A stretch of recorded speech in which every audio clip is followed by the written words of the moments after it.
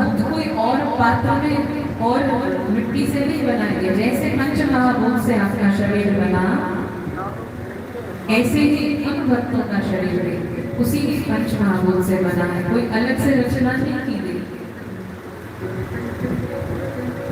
लेकिन धन्य है वो भक्त जो अपना संपूर्ण जीवन ही नहीं, संपूर्ण भाव भोले बाबा को समर्पित कर देंगे।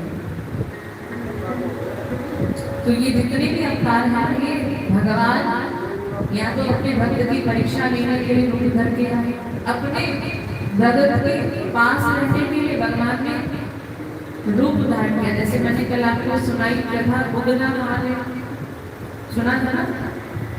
भगवान अपने भक्त के पास रहना चाहते थे। जैसे धन्नाचरण का नाम भी आपने सुना होगा, जिन्होंने भगवान को अपने यहाँ नौकर ही बनाया। ये जितनी भी बातें हमारे जीवन में होती है, ये एकदम से नहीं होती। कई जन्मों की यात्रा करते करते आप यहाँ इस स्थिति तक पहुँच पाते हैं। ये जो सत्संग आपको मिला, बैठ करके आप इसको सुन रहे हो, ये आपके कई जन्मों की यात्रा से आपको आज मिला। एक जन्म की यात्रा नहीं है, किसी की भी एक जन्म की यात्रा पूरी नहीं होती। आप सुनते हो कथा में, भागवत में प्रसंग आता है, ध्रुव का छोटी सी आयु में भगवान का भक्त बना, सुनते हो। लेकिन उसकी वो छोटी सी आयु उस जन्म की है, उससे पहले पूर्व जन्म में भी मैं भगवान का भक्त था।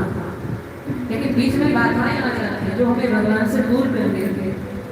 ध्रुव कुमार पूर्व जन्म में भगवान की ही तपस्या कर रहे थे, साधना कर रहे थे, लेकिन सामने किसी राजा और रानी को देखा,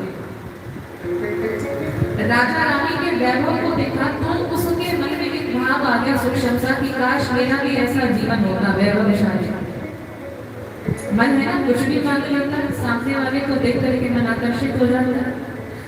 साधना में बैठा है, भजन में बैठा है, और मन में क्या इच्छा कर रहा है कि काश मुझे ऐसा जीवन मिलता। तो साधना तो चल ही रही थी उसकी, लेकिन बीच में एक संस्कार ही उत्पन्न हो गया, विचार ही उत्पन्न हो गया, और उसी ही समय उसका अंतिम समय भी आ गया। साधना जो कार्य चल रहा था वो पूरा नहीं होगी। साधना तब पूरी होगी हमारी जब हमें भगवान की प्राप्ति हो जाती है। तब तक साधना करते रहो जब तक आपको मंजिल ना मिल जाए, समझ रहे हैं ना?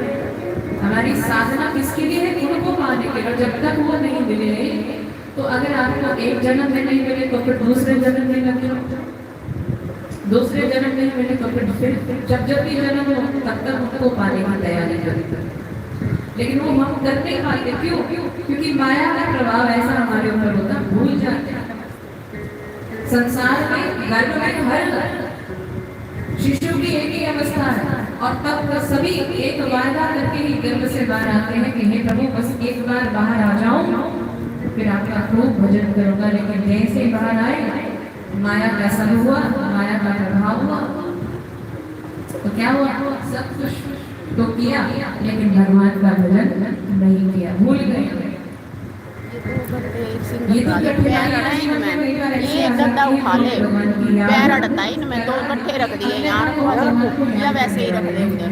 सोच करके एक बार देखो, अगर ये चिंता कष्ट हमारे जीवन में ना आए तो हम कभी भगवान को याद नहीं करते।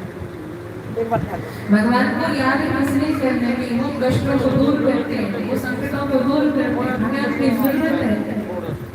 तो आप इधर आ जाओ, मैं नीचे आकर। तो ध्रुव कुमार जो पूर्व जन्म में भक्ति कर रहे थे, उनकी भक्ति अधूरी रह गई, इसलिए आए अगले जन्म में लेकिन भावना कर कि काश मैं भी राजा होता, तो राजा के घर में उत्पन्न होता। इनके पिता उपालपाद राजा ही तो थे, इनकी माता रानी ही तो है, लेकिन इतने बड़े राजा के पुत्र होने के बावजूद भी इनको वो सुख नहीं मिला, पिता का सुख नहीं मिला। और सोच कर भी देखो, अगर उस ध्रुव को प्रारंभ से ही राजा अपनी भावना प्रेम पिता के रूप में राजा के भाव से प्रदान करता, तो ध्रुव कभी भक्त नहीं बन पाता। ध्रुव हमारी तरह साधारण नहीं रहते, वो भक्त कभी बन पाए उनके जीवन में कठिनाई आई इस रूप में कि उनके पिता उनसे प्रेम नहीं कर